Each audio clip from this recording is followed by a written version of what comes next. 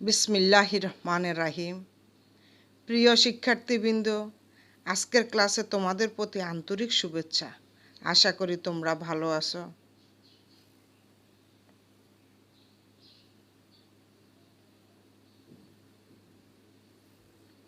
আজকের অনলাইন ক্লাসে সকলকে স্বাগত জানাচ্ছি।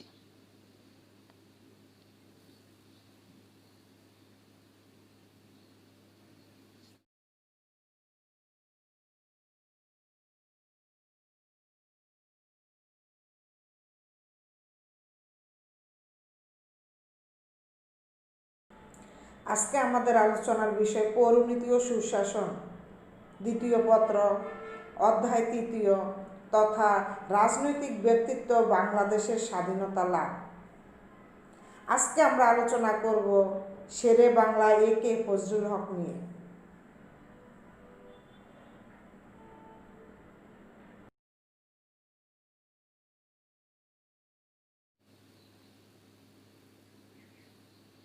আমি দেলোয়ারা বেগম, সহকারী অধ্যাপক, রাষ্ট্রবিজ্ঞান বিভাগ, আব্দুল ওহাব ডিগ্রি কলেজ, খিলপাড়া, চাটখিল, নোয়াখালী।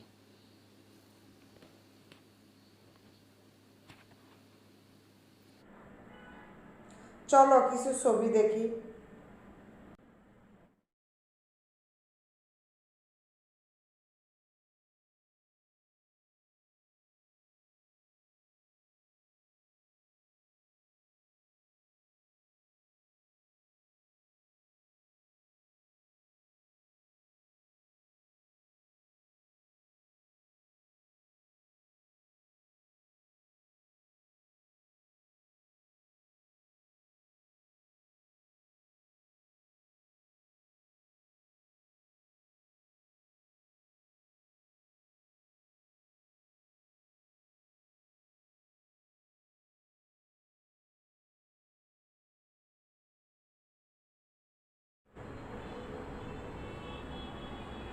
তোমরা নিশ্চয়ই বুঝতে পেরেছো যে আমাদের আজকের আলোচনার বিষয় কি। আমাদের আজকের আলোচনার বিষয় হচ্ছে শেরে বাংলা এ.কে ফজলুল হকের জীবনী। আজকে আমরা জানব শেরে বাংলা এ.কে ফজলুল হকের জন্ম, রাজনৈতিক অবদান, শিক্ষাক্ষেত্রে অবদান ও কৃষকদের কল্যাণে শেরে বাংলার অবদানসমূহ।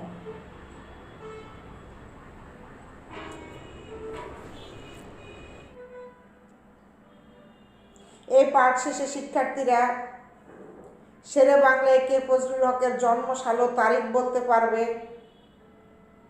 শেরে বাংলা এ.কে ফজলুল হকের রাজনৈতিক অবদানসমূহ ব্যাখ্যা করতে পারবে। শেরে বাংলা এ.কে ফজলুল হকের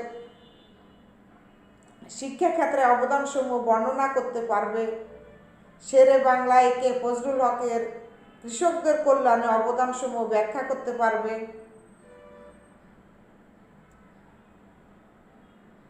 এখন আমরা জানব শেরে বাংলা এ.কে ফজলুল হক সম্পর্কে। 1873 সালের 26শে অক্টোবর বাঙালির প্রাণপ্রিয় নেতা শেরে বাংলা এ.কে ফজলুল হক বরিশালের সাতুরিয়া গ্রামে এক সম্ভ্রান্ত মধ্যবিত্ত মুসলিম পরিবারে জন্মগ্রহণ করেন। ছোটবেলা থেকে তিনি ছিলেন অসাধারণ মেধাসম্পন্ন ছাত্র। বরিশাল জেলা স্কুল থেকে তিনি বিশেষ কৃতিত্বের সাথে প্রবেশিকা, কলিকাতা প্রেসিডেন্সি কলেজ থেকে এফ.এ. এবং প্রেসিডেন্সি কলেজ থেকে রসায়ন, পদার্থবিদ্যা ও গণিতে একই সাথে স্নাতক ডিগ্রি লাভ করেন। 1895 সালে তিনি গণিতে এম.এ. ডিগ্রি অর্জন করেন।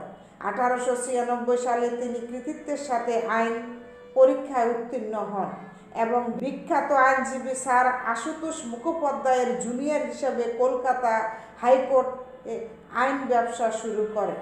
এরপর তিনি ডেপুটি ম্যাজিস্ট্রেটের চাকরি গ্রহণ করেন এবং 6 বছর এই পদে চাকরি করেন। কিন্তু চাকরির ধরাবাঁধা নিয়ম কানুন তোষামোদী তাকে আকৃষ্ট না করায় তিনি পুনরায় আইন ব্যবসায় যোগ দেন এবং অতি দ্রুত সাফল্য লাভ করতে থাকেন।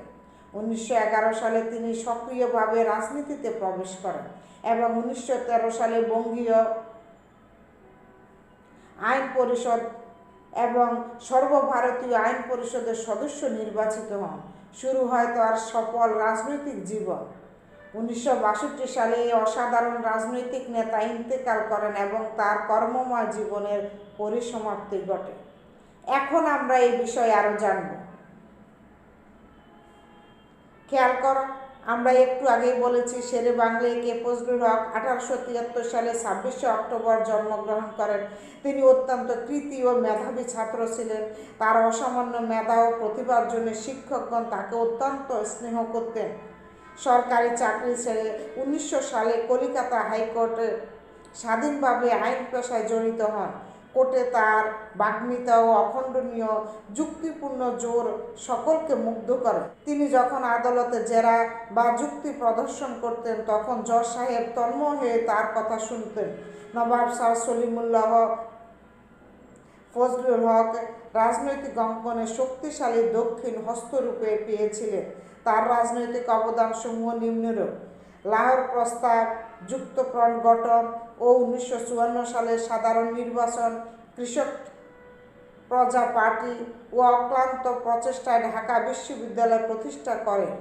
বাংলাদেশের অন্যতম স্বাধীনতা সংগ্রামের দিশারি, আপামর জনসাধারণের প্রিয় নেতা প্রিয় হক সাহেব 1962 সালের 27শে এপ্রিল নিজ হেসে সকলকে কাঁদিয়ে না ফেরার দেশে চলে যান।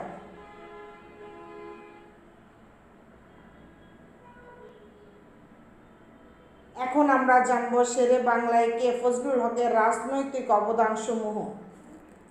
শেরে বাংলায় কে ফজলুল হক ছিলেন একটি রাজনৈতিক বটবৃক্ষ। ব্রিটিশ ভারতের রাজনীতি, বিশেষ করে তদানীন্তন অবিভক্ত বাংলার রাজনীতিতে শেরে বাংলায় কে ফজলুল হক ছিলেন এক উজ্জ্বল নক্ষত্র। বাঙালির প্রিয় নেতা শেরে বাংলায় কে ফজলুল হকের রাজনৈতিক অবদানসমূহ ছিল নিম্নরূপ: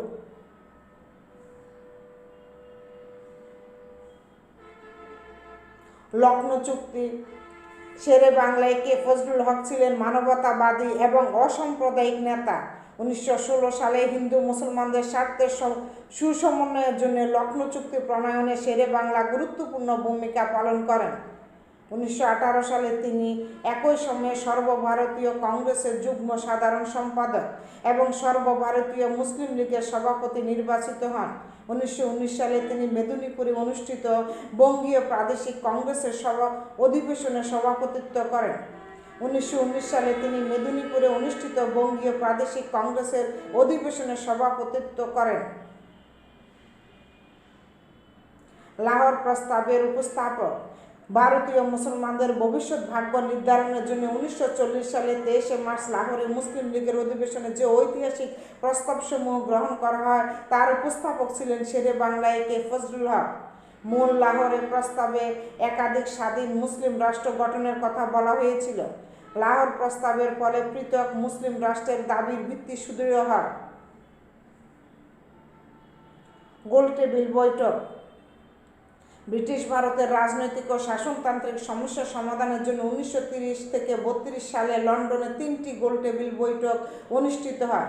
শেরে বাংলায় কে ফজলুল হক সেই সব বৈঠকে অসাম্প্রদায়িক মন নিয়ে আলোচনা অংশগ্রহণ করেন এবং জোরালো বক্তব্য পেশ করেন। যুক্তফ্রন্ট 1954 সালের নির্বাচন। বাঙালি জনগণের দাবির নিকট নতি স্বীকার করে পাকিস্তান সরকার পূর্ব বাংলার 1954 সালে নির্বাচন অনুষ্ঠান করতে বাধ্য হয়। মুসলিম লীগের বিরুদ্ধে আওয়ামী লীগ, কৃষক শ্রমিক পার্টি, গণতান্ত্রিক দল, নেজামে ইসলাম সমন্বয়ে যুক্তফ্রন্ট গঠিত হয়। এই নির্বাচনে যুক্তফ্রন্ট বিপুল সংখ্যাগরিষ্ঠতা অর্জন করে এবং শেরে বাংলায় কে ফজলুল হক যুক্তফ্রন্ট মন্ত্রিসভার মুখ্যমন্ত্রী পদে অধিষ্ঠিত হন। এই নির্বাচনে বিজয়ের মধ্য দিয়ে ভাষা আন্দোলনের ফলে সৃষ্ট বাঙালি জাতীয়তাবাদ আরও সুদৃঢ় হয়।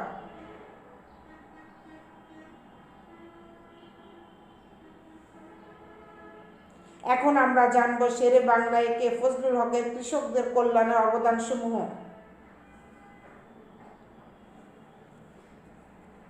শেরে বাংলায় কে ফজলুল হকের রাজনৈতিক শক্তির উৎস ছিল এ দেশের কৃষক সমাজ। কৃষক দরদি এ জননেতার দূরদৃষ্টি দিয়ে অনুভব করতে পেরেছিলেন যে বাংলাদেশ এবং বাঙালির উন্নতি নির্ভর করে অর্থনৈতিক উন্নতি তথা কৃষক সমাজের ভাগ্যের উন্নতির উপর। অবহেলিত কৃষকদের উন্নতির জন্য তিনি নিম্নলিখিত পদক্ষেপ গ্রহণ করেন। কৃষক প্রজা আন্দোলন অবহেলিত ও অশিক্ষিত কৃষকদের রাজনৈতিক দিক থেকে সচেতন করে তোলার জন্য তিনি বিংশ শতাব্দীর প্রথমার্ধে কৃষক প্রজা আন্দোলন গড়ে তোলেন। কৃষি ঋণ আইন প্রণয়ন শেরে বাংলা একে ফজলুল হক 1913 সালের 14 এপ্রিল বঙ্গীয় আইন পরিষদে কৃষি ঋণ আইন পাশ করেন এবং বাংলার অসহায় কৃষকদেরকে সুদখোর মহাজনদের শোষণ থেকে রক্ষা করতে সচেষ্ট হন। নিখিল বঙ্গ প্রজা সমিতি গঠন শেরে বাংলায় কে ফজলুল হক কৃষকদেরকে ভালোবাসতেন। এর জন্য 1929 সালে তিনি তার নেতৃত্বে সংগঠিত দলের নামকরণ করা হয় নিখিল বঙ্গ প্রজা সমিতি। হিন্দু মুসলিম নির্বিশেষে সকলের জন্য এ দলের দরজা ছিল উন্মুক্ত।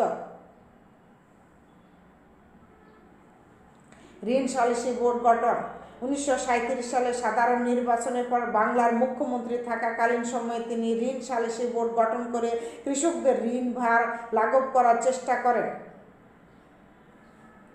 বঙ্গীয় প্রজাস্বত্ব আইন প্রণয়ন 1938 সালে মূলত তারই উদ্যোগে বঙ্গীয় প্রজাস্বত্ব আইন পাস এবং এর ফলে ভূমির উপর প্রজার স্বত্ব প্রতিষ্ঠিত হয়।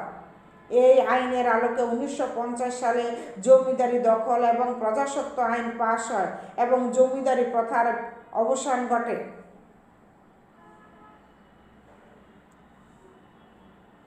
এখন আমরা জানব শেরে বাংলা একে ফজলুল হকের শিক্ষা ক্ষেত্রে অবদান সমূহ। শেরে বাংলা একে ফজলুল হক বুঝতে পেরেছিলেন যে আধুনিক জ্ঞান বিজ্ঞান শিক্ষার অগ্রগতি অর্জন করতে না পারলে বাংলার মুসলমানদের উন্নতির কোনো সম্ভাবনা নেই। মুসলমানদের মধ্যে শিক্ষা বিস্তারের জন্য তাই তিনি নিম্নলিখিত পদক্ষেপ গ্রহণ করেন। মুসলিম শিক্ষা সমিতি গঠন 1906 সালে ঢাকায় অনুষ্ঠিত মুসলিম শিক্ষা সম্মেলনে তিনি ছিলেন অন্যতম সাধারণ সংগঠক। এ সম্মেলনে তিনি আধুনিক বিজ্ঞানসম্মত পাশ্চাত্য শিক্ষার উপর গুরুত্ব আরোপ করেন। হোস্টেল নির্মাণ শেরে বাংলার অক্লান্ত প্রচেষ্টায় Calcutta Taylor hostel, Carmichael hostel এবং বেকার হোস্টেল প্রতিষ্ঠিত হয়। এর ফলে মুসলমান ছাত্রদের জন্য উচ্চশিক্ষার দ্বার উন্মোচিত হয়। 1921 সালে ঢাকা বিশ্ববিদ্যালয় প্রতিষ্ঠার পেছনে তার অবদান ছিল। তার স্মৃতি রক্ষার্থে পরবর্তীতে ঢাকা বিশ্ববিদ্যালয় ফজলুল হক প্রতিষ্ঠিত হয়।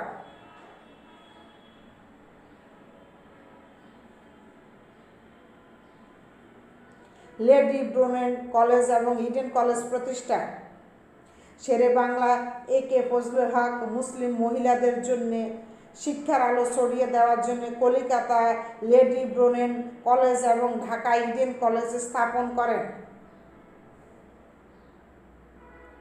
বিভিন্ন কলেজ স্থাপন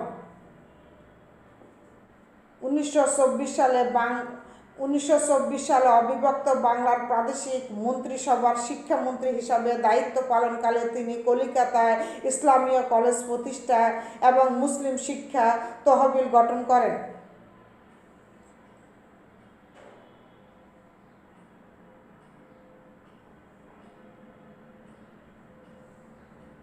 বাড়ির কাজ শেরে বাংলায় কে ফজলুল হকের শিক্ষা ক্ষেত্রে কি কি অবদান আছে তা নিয়ে একটি প্রতিবেদন লিখবে।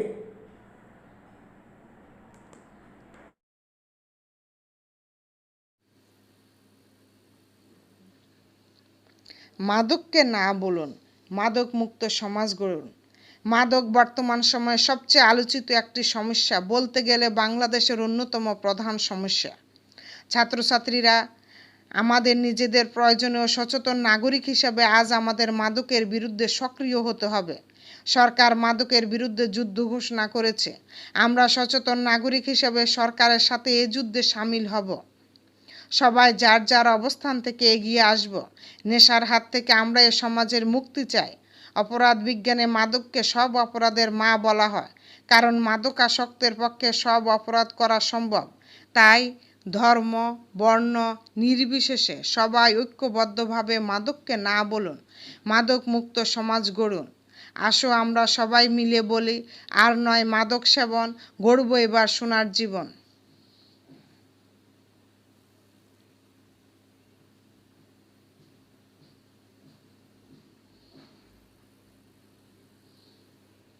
পরিশেষে সকলকে আবারও ধন্যবাদ। সকলে সুস্থ থাকো, ভালো থাকো এই কামনা করে আজকের ক্লাস এখানে শেষ করছি। আগামী ক্লাসে আবার দেখা হবে। আসসালামু আলাইকুম।